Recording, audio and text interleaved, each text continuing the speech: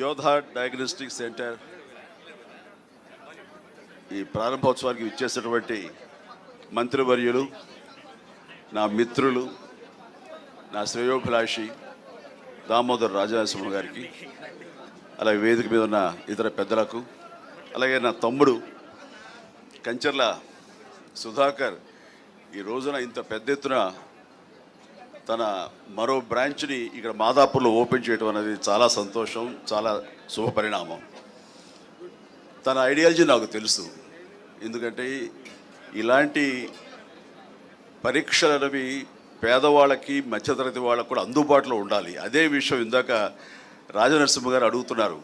ఇది వాళ్ళకి అందుబాటులో ఉంటేనే దీని ప్రయోజకత్వం, దీని యొక్క అల్టిమేట్ ఎయిమ్ అది.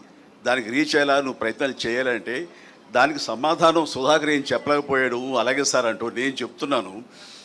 లాస్ట్ టైం అమీర్పేటలో ఇలాంటి డయాగ్నోస్టిక్ సెంటర్ ఓపెన్ అయిన సందర్భంగా నాకు అప్పటికప్పుడు అనిపించింది, మా సినిమా కళాకారులు, కార్మికులు ఎంతోమంది ఉన్నారు. వాళ్ళందరూ ఏ రోజుకు ఆ రోజు ఉపాధి, ఆ రోజు వాళ్ళ పబ్బం గడుపుకొస్తున్న పరిస్థితి. అలాంటి వాళ్ళకి కూడా ఇలాంటి అవసరాలు ఎంతో ఉంటుంది, ముఖ్యంగా మెడికల్ ఎయిడ్.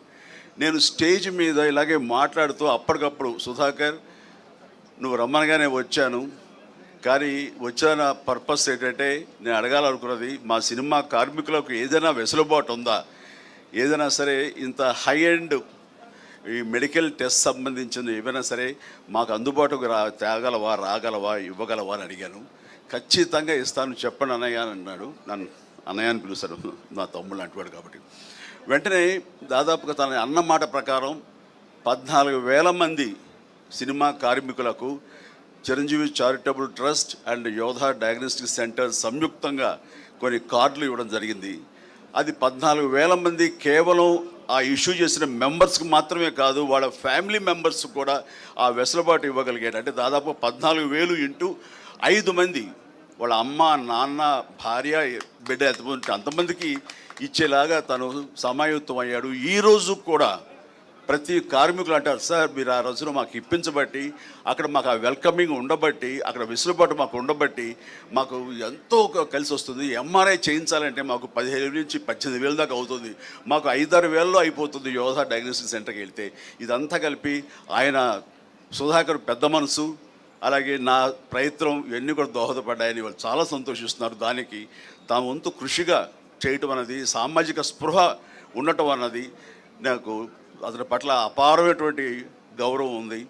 అండ్ ఇందాక మన మినిస్టర్ గారు అడిగిన దానికి సమాధానం ఇదే సార్. ఆ రకంగా సామాజిక బాధ్యత వహించి తను ఇలాంటివి కల్పించాడు. అందుకని అలాగే ఇక్కడ కూడాను ఈ రోజున మన ప్రసాద్ గారు ఉన్నారు, ఆయన ఆధ్వర్యంలో డిజిటల్ ఫెడరేషన్ ఉంది. వాళ్ళకు కూడా ఈ రోజున యూట్యూబర్స్ కానివ్వండి, ఇతర ఇన్ఫ్లుయెన్సర్స్కి కార్డులు అందజేయడం అనేది ఇది చాలా చాలా శుభపరిణామం, చాలా మంచిది.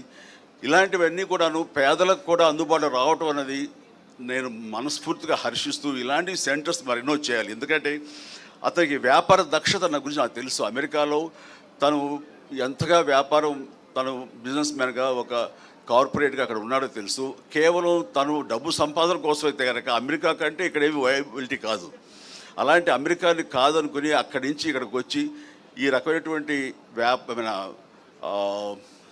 ఒక సహాయపడాలి సమాజానికి, తనంతో బాధ్యతగా ఇవన్నీ కూడా పెడుతున్నాడంటే ఇందులో కమర్షియల్ వయబిలిటీ కానీ కమర్షియల్ మైండ్ లేకుండా పోలేదు, ఉంది. But at the same time కొంత పర్సంటేజ్ పేదల కోసంగా కూడా ఇవన్నీ అందుబాటులోకి తీసుకురావడం అనేది మనస్ఫూర్తిగా నేను హర్షిస్తూ అభినందిస్తూ ఇలాంటి మరెన్నో సెంటర్స్ ఇంతే సక్సెస్ఫుల్గా చేయాలి, మీ అందరి బ్లెస్సింగ్స్ తోడని కోరుకుంటూ నా తమ్ముడికి మరొకసారి నా అభినందన తెలియజేస్తాను. God bless. Thank you so much Chiranjeevi గారు. మీరు ఈ కార్యక్రమానికి రావడం, మీ బ్లెస్సింగ్స్ మాకు ఇవ్వడం, ఇంతకంటే పెద్ద సపోర్ట్